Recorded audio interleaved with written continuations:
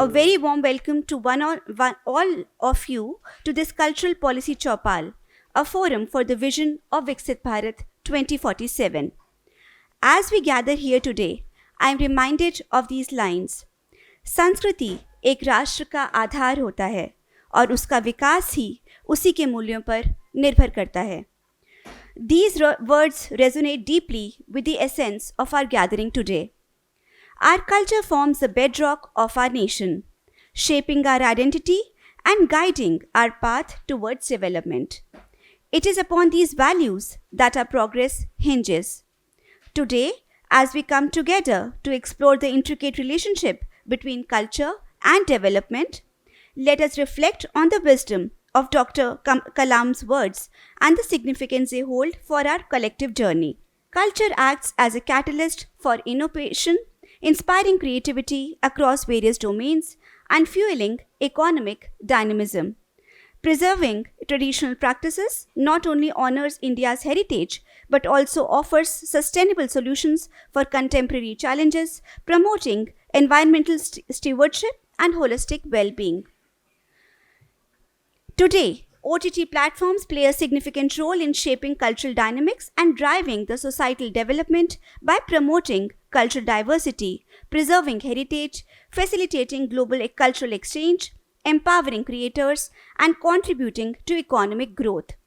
I am confident that today's session will be both enlightening and inspiring, paving the way for meaningful insights and discoveries. Let us make the most of this opportunity to engage, learn, and grow. I would like to end with these lines. जब दुनिया में संस्कारों की परिभाषा लिखी जाएगी तो मेरे देश की तस्वीर ही इनकी नज़र में आएगी. Thank you very much. For giving us opportunity to have a dialogue with all of you. Under this dialogue series, Cultural Policy Chaupal, Culture for Development, we all know that Indira Gandhi National Center for the Arts, which is one of the most premier institution in the field of art and culture. Every day we have programs related to Indian culture, tradition, cultural heritage, and different aspects of promoting, preserving Indian cultural heritage. But many of you who are sitting in different universities and institutions may not have opportunity to come to these programs. Because I strongly believe that, and even this has been emphasized in UN as well as in G20, that culture should be a standalone goal for the development. No development, particularly sustainable development, is possible without culture. Culture unites us all. Culture connects with our roots. We have a lot of shared identities, and culture always leads and give us a lot of historical background and information, what we were and what we are, and how the progress will take place in future course of time. And as a proud Indian, I travel across the world, and when I present about vast Indian cultural heritage, everybody appreciates it. Like a collection of manuscripts, more than almost 10 million. Even the entire world is not having that much manuscript heritage. Currently, if you see the US and China, they are the two superpowers in terms of research. Both stand number 1 and number 2 in terms of largest number of publication. And that is measured it's a kind of criteria to measure the development in terms of research and development. So why we can't say that we were the leader not for just few years, for thousands of years, we were the only having that much wisdom and knowledge preserved in our ancient manuscripts. That is a clear-cut evident, and that has been shown in various scholars' work, foreign scholars' works I'm talking, not just Indian scholar, like when Bhagavad Gita is translated in more than 86 languages. We have more than 331 versions of variations of Ramayana. And all our epics are well known to rest of the world. And there's so much great things about vast cultural heritage. And somewhere I think when we talk to our younger generation, whenever we have a discussion, people like us in this age, we always say that what our generation knows, our younger generation is not aware of that. Our younger generation is not following the culture and traditions. All these kind of like a blame game to the younger generation, I'm totally against it, because I never believe in blaming them, because we have not done our odd job properly, we have not educated them, we have not given them kind of value addition what my parents are given to me. It is my responsibility to pass on the same knowledge system and cultural tradition to my, even if my children are having some kind of questions and curiosity, it is my duty to resolve it, my duty to solve it. And after the family, next come the institution, academic institutions, the society, where we need to inform them, we need to tell them about our vast cultural heritage, our traditions, and the so much good things about our culture. Who told the world culture of peace? Starting from Mahatma Buddha to Mahatma Gandhi. We were the people, Europeans are considered as barbarians. History has enough proofs that they were known as barbarians. Who made them civilized? This is our culture of peace lead to that kind of civilization all over the world. But I'm sure they will not accept it. A few days back, I was attending an international conference. I was the keynote speaker there. And one of the speaker from Indonesia, she presented her paper. And in that paper, she was talking about the ancient kingdom in East Java. And what she was trying to communicate, that the king was a Hindu believer. He believes in Hindu ideology or religion and all those things. But the fact of the matter is that it was a Hindu kingdom. The king was not a believer of Hindu. It was a Hindu kingdom. They don't want to accept those facts, because many times we are also not giving them, we are not coming out with those facts to the rest of the world or the rest of the community. So all that vast cultural heritage, to educate our young minds so they can understand what we were, they can defend themselves in the light of all this like statements of those kind of the theories and principles laid down in various history of European history or anywhere else. So if we know something, we definitely can prove it better. And with that purpose, today we are here in DTU, and we have one of the very well-known speaker, Sri Anand Bijay ji, who has done tremendous work in promoting or creating an awareness about a connect between Indian culture and cinema. And he is a prolific writer, have published several books. Not only that, he is one who never hesitate in coming out with bold statements. It may be any aspect of Indian culture and traditions. So we are proud of having a personality like him, who always defend our roots, who always stood against the all kind of misinformation and misgivings.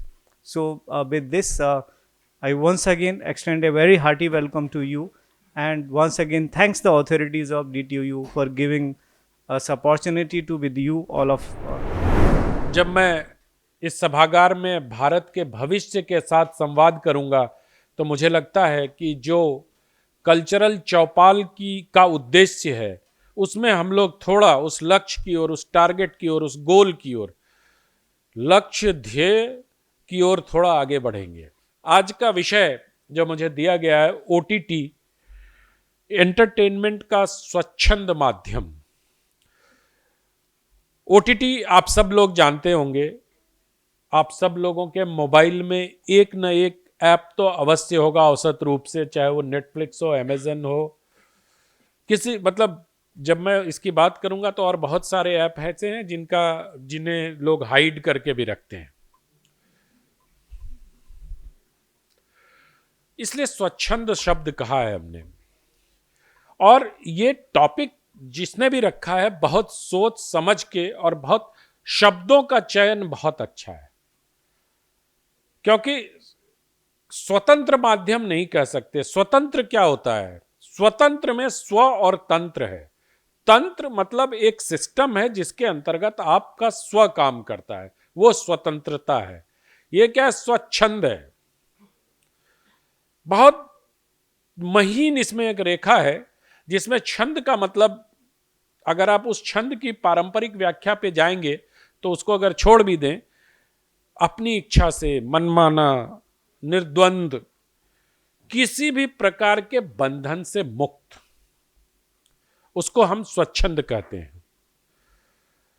बहुधा इस बार आप लोग जिस university में हैं, तो भारत की विश्वविद्यालयों के बारे में कहा जाता है कि यहां एक प्रकार की ऑटोनॉमी होती है।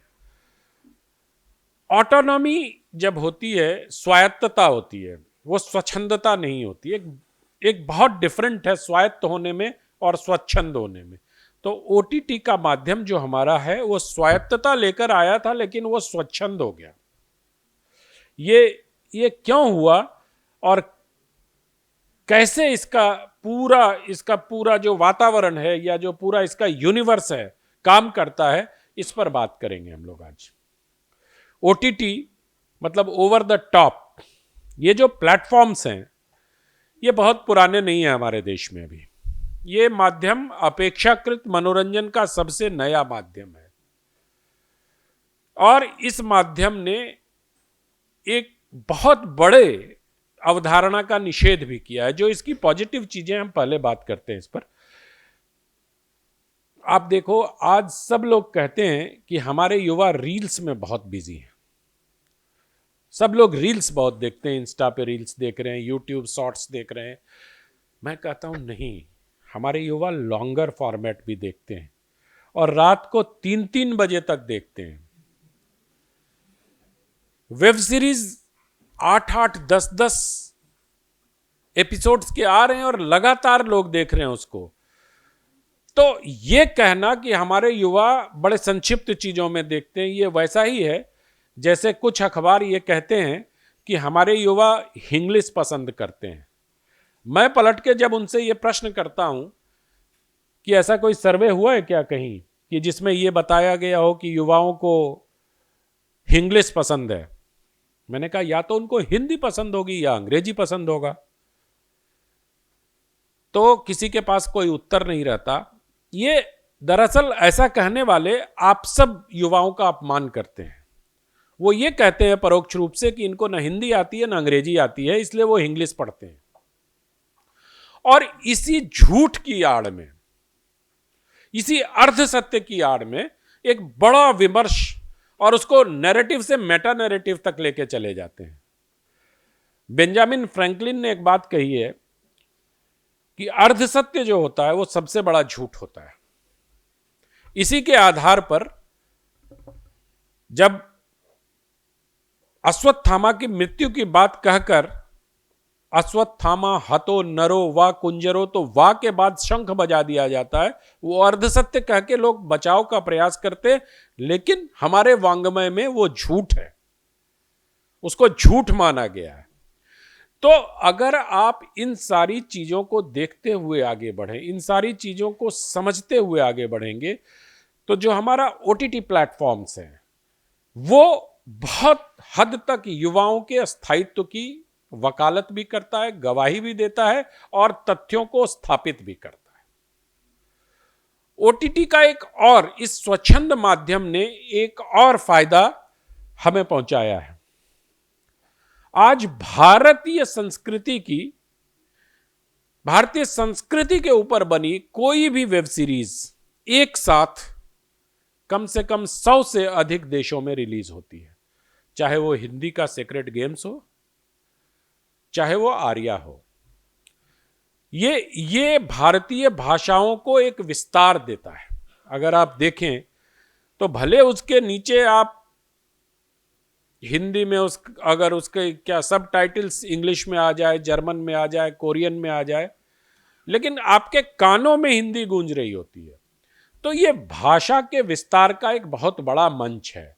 तो कभी कभी स्वच्छंद चीजें भी हैं, वो सकारात्मक भी होती हैं।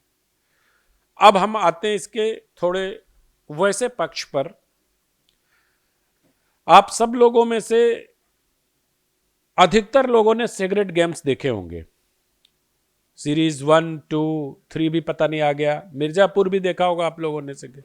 जब आप ऑल्ट बालाजी देखें, जब आप नेटफ्लिक्स को देखें, जब आप सोनी लिव को देखें, जब आप उल्लू को देखें, ये सब ओटीटी का एक ओटीटी यूनिवर्स के हिस्सा है। एक और वेब सीरीज है टाइम्स ग्रुप का, पता नहीं नाम भूल गया उसका मैं, जिसपे भौकाल है, जिसपे आश्रम है, सबको याद है, सबने देखी है उसको, है ना। तो मैं ये कह रहा हूं कि आप लोगों को इन वेब सीरीज को देखने के बाद ऐसा नहीं लगता कि इसको कुछ, इसकी स्वच्छंदता पर कहीं ना कहीं कोई एक कुछ तो फुल स्टॉप लगे? चलो फुल स्टॉप नहीं लगे, कहीं कॉमा तो लगना चाहिए। दरअसल अगर आप देखें ओटीटी को, तो ओटीटी का यूनिवर्स कहते हैं आपदा में अवसर की तरह आया। 19 तक ओटीटी बहुत लोकप्रिय नहीं हो रहा था और ओटीटी प्लेटफॉर्म के जितने भी ऐप्स हैं उनको डाउनलोड कराना उन संस्थाओं के लिए सबसे बड़ी चुनौती थी। 19 में अचानक महामारी आती है, देश भर में लॉकडाउन लगता है, लोग अपने घरों में कैद हो जाते हैं, मनोरंजन के साधन सीमित हो जाते हैं, सिनेमा हॉल बंद हो जाते हैं। ऐसे में लोगों के पास विकल्प नहीं थे। उस विकल्पहीनता की स्थिति में लोगों ने वेब सीरीज देखना शुरू किया। पहले भी देख रहे थे, लेकिन आपदा ने एक अवसर प्रदान किया और उनकी लोकप्रियता बढ़ती चली गई। ऐसे अवसर पर इन लोगों ने पंप करना शुरू किया पूंजी। नए नए वेब सीरीज बनने लगे, नई नई फिल्में बनने लगी, और आप देखें कि करण जौहर, अजय देवगन, अमिताभ बच्चन जैसे लोग इसके प्रोडक्शन में आ गए। रुद्रा अजय देवगन लेके आ गए, वो एक करण जौहर लस्ट स्टोरीज लेके आ गए। अब अगर इन सब का विश्लेषण आप समग्रता में करेंगे तो आपको स्वच्छंदता दिखाई देगी वहां। आप में से अगर किसी ने लस्ट स्टोरीज देखी होगी तो 4 एपिसोड उसके अलग अलग डायरेक्टर्स ने डायरेक्ट किए, जिसमें बड़े नामचीन डायरेक्टर्स हैं। उसमें अनुराग कश्यप जैसे बड़े माने जाने वाले हैं कि नहीं है ये मुझे नहीं पता, बड़े माने जाने वाले डायरेक्टर्स उसमें हैं। लेकिन उन्हीं लोगों के वेब सीरीज में जिस प्रकार से सेक्सुअलिटी, जिस प्रकार से न्यूडिटी, जिस प्रकार से हिंसा दिखाई जाती है, वो ऐसा प्रतीत होता है कि भारतीय समाज की उनको न तो चिंता है न समझ है। मैं सेक्सुअलिटी और न्यूडिटी की बात नहीं करता हूं, छोड़ देता हूं उस विषय को, क्योंकि भारतीय समाज न तो उस पर बहुत तैयार है उनका मानस, और कई बार मेरे दिमाग में यह प्रश्न उठता है कि अगर हमारी फिल्मों में किसिंग सीन थोड़ा लंबा हो जाता है तो सेंसर बोर्ड के लोग कैंची लेके खड़े हो जाते हैं। वहां सिगरेट गेम्स में नायिकाओं को टॉपलेस दिखाया गया, स्वच्छंद है वो दिखाने के लिए, वो कुछ भी करने के लिए स्वच्छंद है। एक वेब सीरीज आया घोल में उसकी कलाई काट दी गई और कलाई से कटने के बाद जो वेन्स हैं, जो नस हैं, वो झूलता हुआ और एकदम टाइट क्लोज शॉट्स में देखा गया। आप में से अभी कुछ लोगों ने मुंबई डायरीज देखी होगी, सीजन 2 याद होगा आप लोगों को। उसमें जो डॉक्टर है, जो प्रोटैगनिस्ट है, उसकी पत्नी बेबी डिलीवर करती है हॉस्पिटल में। वो डिलीवरी सीन किसी को याद है? वो उसको जब सिजेरियन बेबी पैदा हो रहा and all on the camera, उसके स्टमक को, सिजेरियन बेबी को पूरा कट लगाया जा रहा है और खून से लथपथ बच्चे को निकाला जा रहा है, और देखकर आपको जुगुप्सा हो सकती है। कोई भी डायरेक्टर यह कैसे सोच सकता है कि मां के उदर से खून से लथपथ बच्चे को निकालते हुए हम दिखा दें? आप आप कल्पना करिए कि इस देश ने विमल राय जैसे डायरेक्टर्स भी दिए हैं। सूरजमुखी फिल्म में विमल राय 2.5 घंटे तक बैठे रहे कि जब नूतन अपने नायक को देखती है तो उसके चेहरे पे जो भाव आता है, उस भाव और सूरजमुखी के खिलने का भाव, दोनों को एक फ्रेम में कैद करने के लिए विमल राय 2.5 दिन तक कैमरा लेके उसी पोजीशन में बैठे रहे कि कब सूरज आएगा, कब नायिका नायक को देखेगी और दोनों का चेहरा एक साथ खिलेगा। कोई ध्यान से सूरजमुखी फिल्म को देखिएगा। और आज कहां पहुंच गए हम? आज हम वहां पहुंच गए जहां डिलीवरी सीन लाइव दिखाया जा रहा है। लाइव नहीं, मतलब डीम्ड टू बी लाइव। तो ये सब चीजें क्या है, ये क्यों हो रही हैं, इस पर कभी विचार करने की आवश्यकता है। इस पर मैं बाद में आऊंगा कि इनके पीछे उनकी मंशा क्या होती है। वेब सीरीज पर एक सबसे बड़ी बात जो उन पर आरोप लगता है कि उसमें गाली गलौज बहुत होता है, कि खोलते ही मां बहन की गालियां शुरू हो जाती हैं। और उनका तर्क यह होता है कि हमारे समाज में ऐसा होता। अगेन वो समाज को बगैर जाने ये कहने का प्रयास करते हैं कि हमारा समाज गालियों से ही शुरू होता है और हमारे यूथ मां बहन की गालियों से ही बात करते हैं।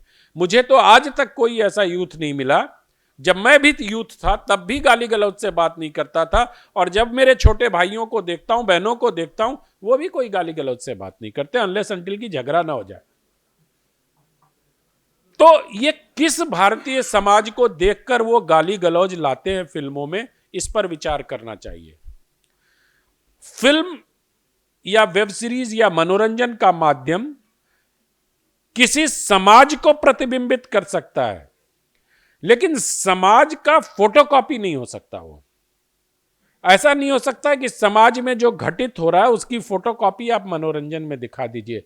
आपके परिवार में जितनी घटनाएं घट रही हैं या जितनी गतिविधियां हो रही हैं, उसको आप फोटोकॉपी करके फिल्म नहीं बना सकते। वो मनोरंजन नहीं होता है।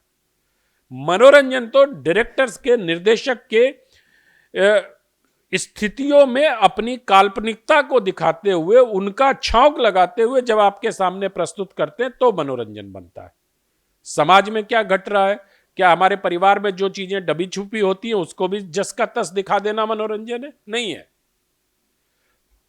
ऐसे लोग सिर्फ और सिर्फ मुनाफा कमाने के लिए करते हैं।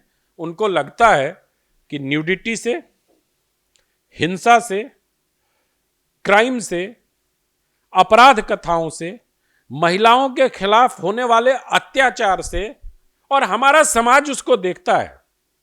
आज आपने कबीर सिंह को 300 करोड़ रुपए दिए और एनिमल को 1000 करोड़ दिए, तभी वंगा अब तीसरी फिल्म भी वैसी रिग्रेसिव बनाएगा, तभी बनाएगा वो, क्योंकि हम सब लोग कहते हैं एनिमल बहुत खराब फिल्म है यार, लेकिन देख लेते हैं क्या बनाया है। तो दरअसल समाज के ऊपर बहुत दायित्व है हमारे। एक वेब सीरीज आई थी,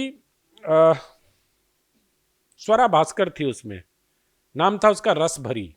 अब उस वेब सीरीज को आप देखिए, मेरठ की कहानी है, मेरठ के स्कूल की कहानी है, और स्कूल के बच्चों को शिक्षिका के प्रति किस प्रकार का दिखाया गया भाव उनके मन में। ये कौन सी कहानी है? और जो उसकी नायिका है, मैंने इस किताब में लिखा है, वो कहती है कि मैं जब ये मेरी वेब सीरीज रिलीज हो रही थी तो मैंने अपने पिताजी को ट्वीट किया। उन्होंने कहा कि पापा आप मेरे साथ इस फिल्म को मत देखना। आप अपने पिता से अपेक्षा करते हो कि वो अपनी जवान बिटिया के साथ आपकी वेब सीरीज को नहीं देखें, दूसरे परिवार में सब लोग साथ बैठ के रस भरी को देख लें, ताकि आपको हिट्स मिले और आपका राइट साइड ऑफ द मुनाफा का जो बनता है balance sheet, right side of the balance sheet always in the green. इसलिए इस माध्यम को और इस विषय को जस्टिफाई करने के लिए स्वच्छंदता शब्द दिया गया है। मनमौजी, अपनी मर्जी से, अपनी इच्छा से सिर्फ और सिर्फ मुनाफा कमाना उनका उद्देश्य है, चाहे देश जाए भाड़ में।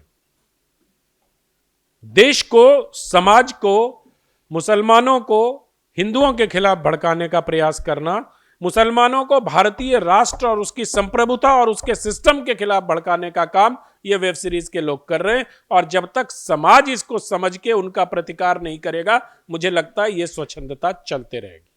अगर आप ओटीटी की स्वच्छंदता के बारे में बात करेंगे तो मुझे लगता है कि इसके सकारात्मक पक्ष जितना है उससे ज्यादा इसमें नकारात्मक पक्ष है।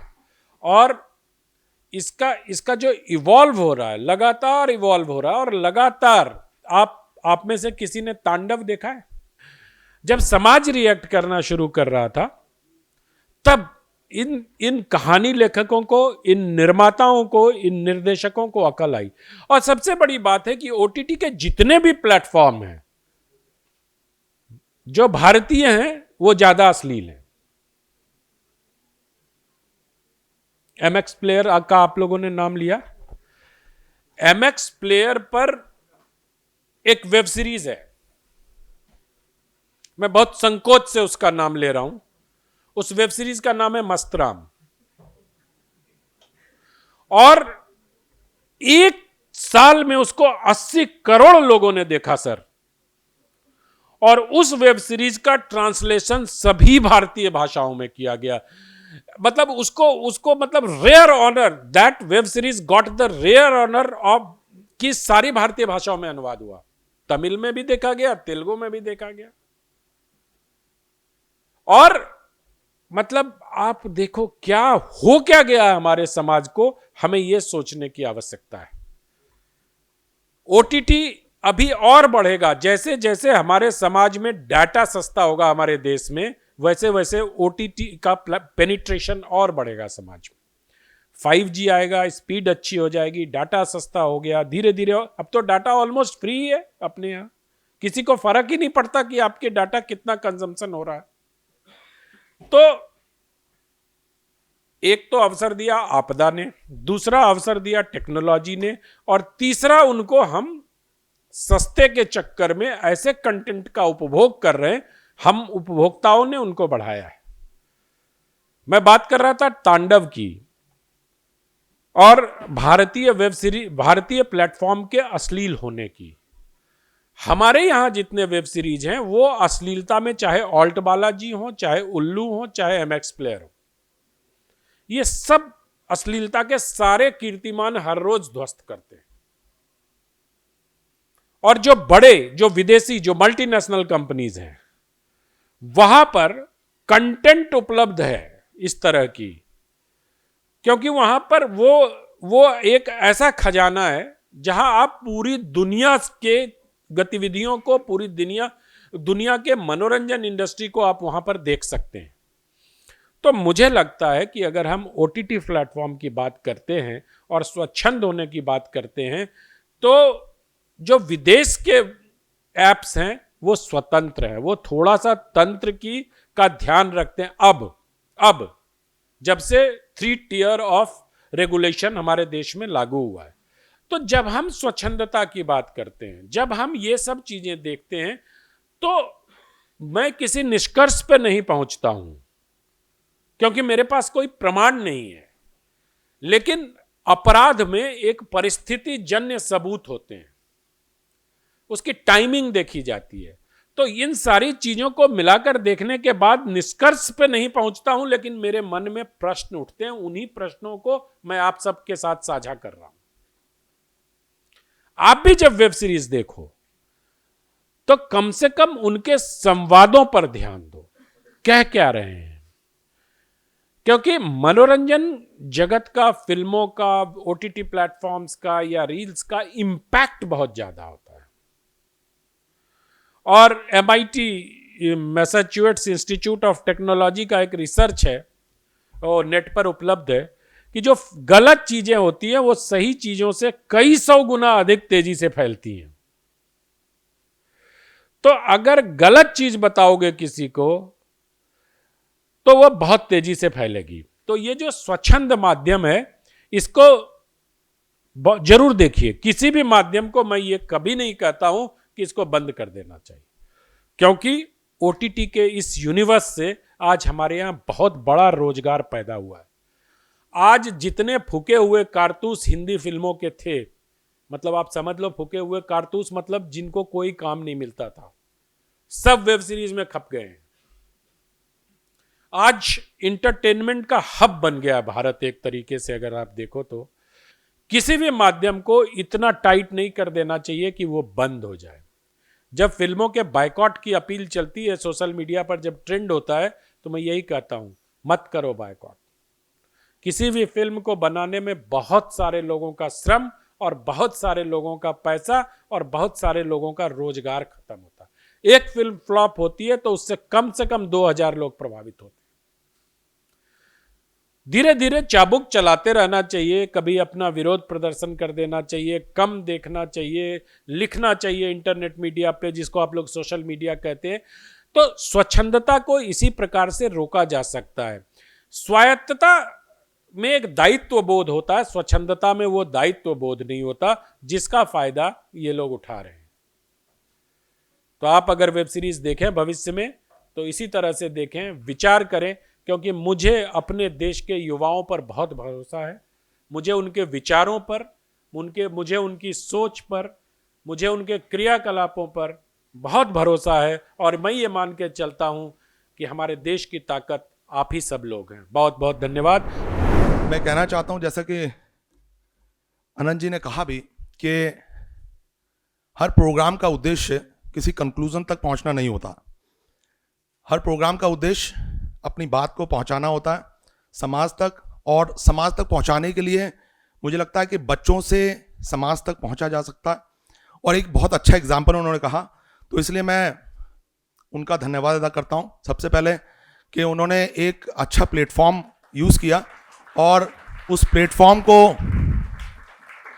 LFC के माध्यम से और प्रोफेसर रमेश सी गौर जी के माध्यम से we could be able to reach to the society.